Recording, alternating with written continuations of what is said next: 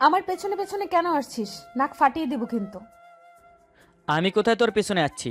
তুই তো আমার সামনে সামনে হাঁটছিস। মেজাজ খারাপ করবি, নিয়ে লেকের পানিতে চুবাবো। সাহস থাকলে আয় না। আর আমি কি করেছি যে তুই আমার উপরে এত রেগে আছিস? তুই কি করেছিস তুই জানিস না? সামনে থেকে সর, নয়তো এখন পিটাবো তোকে। আয় পিটা, তবু আমার সাথে রাগ করে থাকিস না। তোর সাথে কথা না বললে আমি থাকতে পারি না তো। ঢং না করে যা তো এখান থেকে। মনে রাখিস কিন্তু, এখন যদি রাগ করে তাড়িয়ে দিস, পরে কিন্তু ডাকলেও পাবি না আমাকে। হ্যাঁ, যা যা। তোর সাথে কথা না বললে কিছুই হবে না। ঠিক আছে, আমার সাথে কথা না বলে যদি তুই থাকতে পারিস, আমিও পারবো। আর এমনিতেও ভার্সিটির অনেক সুন্দর সুন্দর মেয়েরা আমার পেছনে পড়ে আছে। একটাকে পটিয়ে প্রেম করা শুরু করব। কি বললি তুই? তোকে আজকে আমি। বাকি কথা শেষ না করে দৌড়ে এসে আমার উপর ধুরুম ধুরুম খেলাতে থাকে। ইচ্ছে মতো হাতের সুখ মিটিয়ে খেলায়। আরে এবার তো থাম, আর মারলে মরে যাবো তো। আর কখনো যদি তোর মুখে এইসব কথা শুনি, তাহলে তোকে লাশ বানিয়ে হাসপাতালে পাঠাবো। লাশ বানিয়ে সবাইকে কবরে পাঠায়, আর তুই হসপিটালে পাঠাবি? হুম, তোকে আবার বাঁচিয়ে আবার কেলাবো। এখন চল, ক্ষুধা পেয়েছে, রেস্টুরেন্টে গিয়ে খেয়ে আসি। ঠিক আছে, এই বলেই দুজনে হাঁটতে থাকি। যেতে যেতে পরিচিত হয়ে নেওয়া যাক। আমি আরমান শেখ, মধ্যবিত্ত পরিবারের ছেলে। বাবা একজন মুদি দোকানদার। একটু আগে যে মেয়েটা আমাকে উধুম কেলানি দিল, ওর নাম আফরিন। ওরা মধ্যবিত্ত পরিবার। আমরা দুজনে এবার অনার্স সেকেন্ড ইয়ারে পড়ছি। আর কেন কেলানি খেলাম সেটা একটু বলি। ভার্সিটি থেকে ক্লাস শেষ করে বের হবার সময় ওকে বলেছিলাম একটা মেয়েকে আমার পছন্দ হয়, রিলেশন করতে চাই। ওকে হেল্প করার জন্য বলেছিলাম। বাস, মহারানী রেগে আগুন। আর তারপর তো শুনলেনি। একটা রেস্টুরেন্টে এসে লাঞ্চ করে বিল দিয়ে বাইরে এসে রিক্সা নিয়ে বাসায় চলে আসি। আমাকে বাসায় নামিয়ে দিয়ে আরমান চলে যায়। বাসার ভেতরে যেতেই আম্মু বলে, কি রে, আজ এত লেট হলো? ঘড়িতে সময় দেখতেছো আম্মু? আমি তো রোজই এই সময় ভার্সিটি শেষ করে বাসায় আসি। আরবানের সাথে রেস্টুরেন্টে থেকে লাঞ্চ করে, তাই তো? জি মাই ডিয়ার কিউট আম্মু। আমি এখন চেঞ্জ করে ঘুমাবো বলে আম্মুর গালে চুমু দিয়ে রুমে এসে ফ্রেশ হয়ে চেঞ্জ করে শুয়ে পড়ি। বাসায় এসে সোজা নিজের রুমে চলে আসি, ফ্রেশ হয়ে শুয়ে থাকি। বিকেলে আম্মুর ডাকে ঘুম ভাঙে। কি রে, সন্ধ্যা হয়ে যাচ্ছে, উঠবি না? আর একটু ঘুমাতে দাও না আম্মু। তোর মোবাইল বেজে চলেছে সেই কখন থেকে। আচ্ছা তুমি যাও, আমি উঠছি। আম্মু তাড়াতাড়ি উঠতে বলে চলে যায়। আমি শোয়া থেকে উঠে বসে মোবাইল হাতে নিয়ে দেখি আফরিন 4বার কল করেছিল। আজ তো আমি গেছি, সাথে সাথে কল ব্যাক করি। ওবাস থেকে সাথে সাথে রিসিভ করে। এই কুত্তা হারামি শয়তান পেতনির জামাই খবিস ইবলিশ বান্দর রামছাগল, তোকে সেই কখন থেকে কল করছি, তুই কল কেন রিসিভ করিস না? স্টক কি শেষ নাকি আরও বাকি আছে? আর একটা কথা বলবি তো তোকে তোর বাসায় এসে পিটাবো। বল কেন কল রিসিভ করিসনি? ঘুমিয়েছিলাম, মাত্র উঠলাম। আচ্ছা তাড়াতাড়ি ফ্রেশ হয়ে বাসার বাইরে আয়, আমি তোর জন্য অপেক্ষা করছি। কি? তুই আমাদের বাসার বাইরে কেন? ভেতরে আয়, আমি ফ্রেশ হয়ে যাচ্ছি। তোকে যা বলেছি তাই কর। বলেই মহারানী কল কেটে দেয়। আমি আর কি করব, উঠে ফ্রেশ হয়ে বাসার বাইরে এসে আশেপাশে তাকাচ্ছি, কিন্তু আফরিন কোথাও নেই। কল করি আফরিনকে। কিরে, কোথায় তুই? আমি তো বাসার বাইরে। এই রিক্সা নিয়ে সোজা আমাদের বাসায় চলে আয়। মানে কি, তুই না বললি তুই আমার বাসার বাইরে? আমি কখন বলেছি তোকে আমি তোদের বাসার বাইরে? আমি বলেছি আমি তোর জন্য অপেক্ষা করছি, চলে আয় তাড়াতাড়ি। ঠিক আছে, এই বলে কল কেটে একটা রিক্সা নিয়ে আফরিনদের বাসার দিকে যেতে থাকি। এই বোকা হাদারাম, তুই কবে বুঝবি আমি যে তোকে নিয়েই সাজিয়েছি আমার মনের ঘর দুয়ার, তুই ছাড়া যে আমার ভালো থাকার কোনো উপায় নেই। তোকে আর কিভাবে বোঝাই বলতো, আমি যে সারাক্ষণ তোরই অলিগলিতে চলি, তোর মনের সাথে যে আমার মনটা মিলাতে চাই বারবার। তোকে আমি কতটা চাই জানে শুধু ওই মেঘের দল, তোর নামেই যে লেখা আমার সকল স্বপ্নের রংমহল। তুই কবে বুঝবি বলতো? যতই তোকে কাছে পাই শুধু অল্পতেই মনে হয় আরও কাছে পেতে চাই তোকে।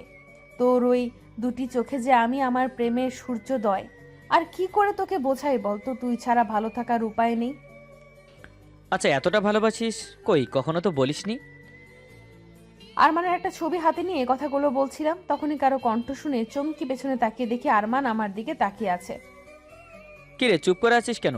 বল, এতটা ভালোবাসিস তবুও কেন কখনো বলিসনি? তুই কখন আসলি? তুই যখন থেকে আমার ছবির সাথে তোর মনের কথা বলছিলি। কই না তো, আমি তো এমনি। বুঝেছি। আচ্ছা, এতটা ভালোবেসেও কিভাবে আড়াল করে গেলি? আমি ভালোবাসলে কি হবে, তুই তো আর আমাকে ভালোবাসিস না।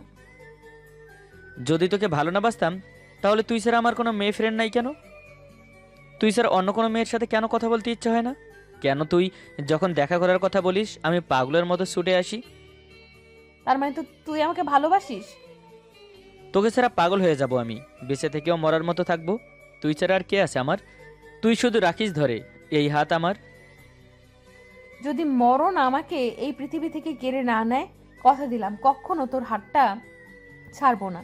তুইও তোর হাতটা আমার হাতে সারা জীবন রাখিস। তুই ছাড়াও আমার আর কিছুই নেই। এখনো দূরে কেন দাঁড়িয়ে আছিস? আমার গুন্ডি বেস্ট ফ্রেন্ডরা। আমি আরমানের কথা শুনে দৌড়ে গিয়ে ওর বুকে ঝাঁপিয়ে পড়ি। দুজনকে শক্ত করে জড়িয়ে ধরে দাঁড়িয়ে আছি। কিছু সময় পর আরমান আমাকে ওর বুক থেকে তুলে কপালে চুমু দিল। চুমু দিয়ে বলল, আমার গুন্ডি বেস্ট ফ্রেন্ডরা যে আমাকে এতটা ভালোবাসে সেটা জানা ছিল না। তুই তো শুধু আমার রাগটাই দেখেছিস। আমার ভালোবাসা দেখার সময় আছে তোর কাছে? আজ থেকে সেটাও দেখাবো। বাট এখন থেকে কিন্তু আর আমাকে কথায় কথায় পিটানোর হুমকি দেওয়া যাবে না। বিয়ের পর তো আমার হাতে তোর রোজ মার খেতে হবে নিয়ম করে। পারবি তো? তাহলে আমি নাই। তুই এখান থেকে এক পা এগিয়ে দেখ, তোর পা আমি ভেঙে দিব। এখন তো আমি তোর বয়ফ্রেন্ড, তোর ফিউচার হাজবেন্ড। এখনো হুমকি দেওয়াটা কি ঠিক হচ্ছে? তাহলে কি করতে হবে জান শুনি? একটু আদর করলেই তো পারিস। শালা, তোর এখনই লুচুগিরি শুরু হয়ে গেছে? লেচুর গাছ একটা। আফরিনের কথা শেষ হতেই দুজনে একসাথে হেসে দেই। ও আচ্ছা, কেন আসতে বলিস সেটাই তো শুনলাম না। হরর মুভি দেখতে ইচ্ছে করছে, আর তুই জানিস তোকে ছাড়া আমি হরর মুভি দেখি না। হ্যাঁ, ভয় পেয়ে আমার হাতে নখ বসানোর জন্য, তাই না? আজ একটুও ভয় পাবো না, আয় বেডে গিয়ে বসি। এরপর দুজনে বেডে উঠে বসে পড়ি। তখনই আন্টি হাতে করে কিছু নিয়ে রুমে আসে। কি রে পাছি, আজ এসে আমার সাথে দেখা না করে চলে আসলি কেন? তোমার মেয়ে কল করে যেই ভয় দেখিয়েছে সব কিছু ভুলে গেছে আন্টি। আমি জানি তো এমনই কিছুই হয়েছে। আচ্ছা এই নে, তোর পছন্দের লাচ্ছা সেমাই রান্না করেছি। আম্মু আমারটা কোথায়? দুজন তো সব সময় একই প্লেটে খাস, চামচ দুইটা এনেছি। বলে আম্মু সেমাই আর চামচ দিয়ে চলে যায়। আমি টিভিতে হরর মুভি ছেড়ে রুমের সব লাইট অফ করতে গিয়ে বেডে বসে পড়ি। মুভি দেখতে দেখতে ভয়ে আমার হাত পা ঠান্ডা হয়ে যাচ্ছে। আর এদিকে আরমান সেমাই খেয়ে যাচ্ছে। আমি আরমানের এক হাত চেপে ধরি। হঠাৎ একটা খুবই ভয়ঙ্কর মুহূর্ত আসে। আমি ভয়ে আরমানের বুকে ঝাঁপিয়ে পড়ে চোখ বন্ধ করে রাখি। এত ভয় পেলে দেখার কি প্রয়োজন তোর? ভয় লাগলেও ভালো লাগে তো। বলেই আমি আরমানের বুক থেকে উঠতে গেলে আমার চুল ও শার্টের বোতামে আটকে যায়। আরমান আস্তে আস্তে চুল সরিয়ে দেয়। দুজনের চোখের দিকে তাকিয়ে আছি। আজকে একে অপরের দিকে তাকানোর একদমই আলাদা। আমাকে দেখবি ঠিক করেছিস নাকি মুভি দেখবি? তোর দিক থেকে আজকে আর চোখ ফেরাতে ইচ্ছে করছে না। তাহলে তাকিয়ে থাক, আমিও তোর দিকে তাকিয়ে থাকি। কতটা সময় দুজনের চোখের মাঝে হারিয়েছিলাম মনেই নেই। মুভিও শেষ হয়ে গিয়েছে। কিছু সময় পর আরমান চলে যায়। আম্মু ডিনার করে যেতে বললেও আরমান অন্যদিন আসবে বলে চলে যায়। বাসায় ফিরতে ফিরতে রাত হয়ে যায়। বাসায় আসতে আম্মু বকা শুরু করে দেয়। রাত কয়টা বাজে এখন? সেই সন্ধ্যায় বাসা থেকে বের হয়েছিস, পড়াশোনা নেই তোর? আম্মু, আমি তো আফরিনের বাসায় এই জন্যই গিয়েছিলাম। কাল একটা এক্সাম আছে তো, তাই দুজনে একসাথে পড়ছিলাম। সেটা আমাকে বলে যাওয়া যেত না? আচ্ছা এখন রুমে গিয়ে পড়তে বস। আমি আর কথা না বাড়িয়ে চুপচাপ রুমে চলে আসি। দরজা বন্ধ করে বুকে ফু দিয়ে টেবিলে বসে পড়ি। কাল এক্সাম আছে না সাই, সবই মিথ্যে। কিছু সময় পরে উঠে যাই। রাতে খাবার খেয়ে রুমে এসে আফরিনকে কল করি। এই তো সময় হলো কল করার। বাসায় এসেই পড়তে বসেছিলাম, এখন খেয়ে এসেই তোকে কল করলাম। তুই কি করছিস, খেয়েছিস? মাত্রই খেয়ে রুমে আসলাম। আচ্ছা শুন না, কালকে ঘুরতে নিয়ে যাবি? গার্লফ্রেন্ড হতে না হতে আবদার শুরু হয়ে গেছে। ওই কুত্তা, গার্লফ্রেন্ড হবার আগে কি আমি তোর সাথে ঘুরতে যাইনি? আর এখন ঘুরতে যেতে পারি না? আমি কি তাই বললাম নাকি? আচ্ছা ঠিক আছে, নিয়ে যাব। আচ্ছা, সাথে কিন্তু ফুচকা খাওয়াতে হবে। আচ্ছা ঠিক আছে, খাওয়াবো। এই শোন না, খুব ঘুম পাচ্ছে, কাল ভার্সিটিতে দেখা হবে। আর একটা ক্লাস করে ভার্সিটি থেকে একটু দূরে যে গার্ডেন আছে ওখানে যাব। আচ্ছা ঠিক আছে, good night, have a sweet dream my new boyfriend. Same to you my new girlfriend. দুজন একসাথে হেসে দেই। এরপর কল কেটে দিয়ে ঘুমিয়ে পড়ি। পরের দিন সকালে ঘুম থেকে উঠে ফ্রেশ হয়ে নাস্তা করে নেই। বাসা থেকে বের হতে গেলে আম্মু বলে, আজকে তাড়াতাড়ি চলে আসিস বাসায়, তোর মামা দেশের বাহির থেকে আসছে, তোর নানুর বাসায় যাব। আজকে তো আমার ইম্পর্টেন্ট ক্লাস আছে আম্মু, তুমি চলে যাও, আমি ভার্সিটি থেকে নানুর বাসায় চলে যাব। আচ্ছা ঠিক আছে, তবে একটু তাড়াতাড়ি চলে আসিস। আমি ঠিক আছে বলে বাসা থেকে বের হয়ে একটা রিক্সা নিয়ে চলে আসি ভার্সিটি। গেটের সামনে এসে রিক্সা থেকে নেমে ভাড়া দিয়ে সামনে এগিয়ে যেতেই আরমান এসে দাঁড়ালো। কিরে, আজ এত লেট হলো তোর? মামা দেশে আসছে, তাই নানুর বাসায় যেতে হবে। আম্মুর সাথে ওই নিয়ে কথা বলতে গিয়ে লেট হয়ে গেল। আচ্ছা এখন চল, ক্লাসের সময় হয়ে গেছে। দুজনে চলে এসি ক্লাসে। একটা ক্লাস করে ভার্সিটি থেকে বের হয়ে রিক্সা নিয়ে চলে এসি গার্ডেনে। এসে দেখি সব জোড়া জোড়া হয়ে বসে আছে। এত কাপল এখানে, বাপুরে! দুজনে একটা বেঞ্চে বসে পড়ি। নিয়ে ফুচকা নিয়ে আয় আগে। এইমাত্র আসলাম, এখনই ফুচকা খাবি? তোকে আমি চিনি না মনে করছিস? পরে আর খাওয়াবই না, এখনই নিয়ে আয়। কি কপাল আমার, গার্লফ্রেন্ড তো সুন্দর করে অপমান করছে। ঠিক আছে বস তুই, আমি নিয়ে আসছি। আমি মুচকি হাসি। আরমান গিয়ে ফুচকা নিয়ে আসে। দুজন ফুচকা খেতে খেতে গল্প করতে থাকি। কিছুক্ষণ পর আমি বলি, তোর কাঁধে একটু মাথা রাখি, খুব ইচ্ছে করছে তোর কাঁধে মাথা রেখে বসতে। জিজ্ঞেস করার কি আছে, আমি তো তোরই, আয়। আমি আরমানের হাত শক্ত করে জড়িয়ে ধরে ওর কাঁধে মাথা রাখি। আরমান ওর মাথা আমার মাথার সাথে হেলান দিয়ে রাখবে। এইভাবে অনেক সময় বসে গল্প করে গার্ডেন থেকে বের হয়ে যাই। চল তোকে রিক্সায় তুলে দেই, আর ওখানে পৌঁছে আমাকে কল করবি। আচ্ছা ঠিক আছে, কল করব। তুইও বাসায় গিয়ে খাবার খেয়ে বাসায় থাকবি। আর যদি ভুল করেও অন্য মেয়ের সাথে টাঙ্কি মারার চেষ্টা করিস, তোর হাত পা ভেঙে দিব। সেটা আমি খুব ভালো করেই জানি। এখন চল তোকে রিক্সায় তুলে দেই। আফরিনকে রিক্সায় তুলে দিয়ে আমি অন্য একটা রিক্সা নিয়ে বাসায় চলে আসি। এভাবে দেখতে দেখতে কেটে যায় 7 বছর। চাকরির জন্য ইন্টারভিউ দিতে দিতে ক্লান্ত হয়ে পড়েছি, কিন্তু চাকরি নামে সোনার হরিণ ধরাই দিতে চাইছে না। এদিকে আফরিনের বাসা থেকে ওর আব্বু আম্মু বিয়ের জন্য ওকে চাপ দিচ্ছে, আর আফরিন আমাকে বারবার বিয়ের জন্য চাপ দিচ্ছে। সব কিছু চারপাশ থেকে এমন করে চেপে ধরেছে, ডিপ্রেশনের মধ্যে চলে যাচ্ছি। কি করব বুঝতে পারছি না। হঠাৎ মাথায় কারো হাতের ছোঁয়া পেয়ে ওপরের দিকে তাকিয়ে দেখি আম্মু। আরে আম্মু, তুমি কিছু বলবে? খুব কষ্ট হচ্ছে তাই না রে বাবা? মুখটা কতটা শুকিয়ে গেছে। এত চিন্তা করিস না, সব ঠিক হয়ে যাবে। কষ্ট কেন হবে আম্মু? আর চিন্তা করছি না। দুঃখ একটাই, এতগুলো ইন্টারভিউ দিলাম, একটাও চাকরি হলো না। যোগ্যতার কোনো মূল্য নেই আজকাল, টাকার কাছে সব কিছু বিক্রি হয়ে গেছে। যোগ্যতার মূল্য আছে বাবা, দেখবি সব ঠিক হয়ে যাবে। রাত হয়ে গেছে অনেক, আয় খাবার খেয়ে ঘুমিয়ে পড়। কাল না তোর একটা ইন্টারভিউ আছে বললি? তুমি যাও আম্মু, আমি আসছি একটু পর। আম্মু তাড়াতাড়ি আসতে বলে চলে যায়। আমি ওটা ফ্রেশ হয়ে নিচে এসে খাবার খেয়ে রুমে এসে শুয়ে থাকি, কিন্তু ঘুম চোখে আসছে না। এভাবে আর কতদিন চলবে? কতগুলো ভালো ভালো পরিবার থেকে বিয়ের প্রস্তাব আসলো, কিন্তু তুই সবগুলোই ফিরিয়ে দিয়েছিস। কিছুদিন পর বুড়ি হয়ে যাবি, নিজের বয়স কত হয়েছে খেয়াল আছে? আরমানের জন্য আর কতদিন অপেক্ষা করবি? ও তো চেষ্টা করছে আম্মু, চাকরির জন্য ইন্টারভিউ দিয়েই যাচ্ছে, কিন্তু চাকরি হচ্ছে না। আর ও এখনো বেকার, বাসায় কি করে বলবে বিয়ের কথা? আমি এত কিছু জানি না। 27 বছর হয়ে গেছে তোর, কিছুদিন পর বুড়ি হয়ে যাবি। তুই আরমানের সাথে কথা বল, আগামী 7 দিনের মধ্যে হয় ও তোকে বিয়ে করবে, নয়তো আমরা যার সাথে তোর বিয়ে ঠিক করব তাকেই তোর বিয়ে করতে হবে। এটাই আমার শেষ কথা, আমি আর কোনো কথা শুনতে চাই না। বলেই আম্মু রেগে মেগে চলে যায়। কি করব কিছুই বুঝতে পারছি না। আরমানকে কল করে কাল দেখা করতে বলি। আরমান বলে 12টার সময় দেখা করবে। আমি ঠিক আছে বলে কল কেটে ঘুমিয়ে পড়ি। ইন্টারভিউ ভালোই হয়েছে, কিন্তু চাকরি হবে বলে মনে হয় না। বলেছে পরে জানাবে।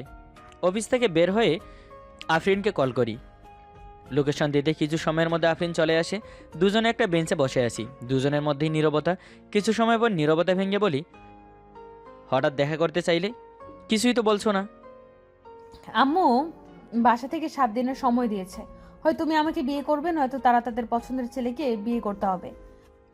7 দিন কেন, 7 বছরেও কিছু হবে বলে মনে হয় না।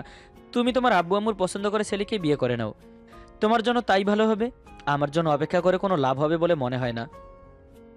আরমান, তুমি আজ বলছো এই কথা? এতগুলো বছর তোর জন্য অপেক্ষা করেছি, আর আজ তুমি বলছো অন্য কাউকে বিয়ে করে নিতে? তুমি কথা বলতে না চাইলে জোর করে তোমার সাথে কথা বলেছি। কতবার আমাকে অপমান করেছো, তাও তোমাকে আঁকড়ে ধরে থেকেছি। কতবার মিথ্যা কথা বলেছো সত্যি আমি জানার পরেও, কিন্তু আমি সবকিছু ভুলে তোমার হয়ে থেকেছি। আর তুমি আজ আমাকে এই কথা বলছো? বাহ আরমান, বাহ। আমি তোমাকে বলেছি আমার জন্য অপেক্ষা করতে? কতবার বলেছি অন্য কাউকে বিয়ে করে নাও? কেন করছো না? কেন করছো আমার জন্য অপেক্ষা? আমি তো বলিনি। যে মেয়েটা তোমায় ভালোবেসে নিজের বয়সটা বাড়িয়েছে, তোমার বোঝা উচিত ছিল সে তোমারই অপেক্ষা করে গেছে।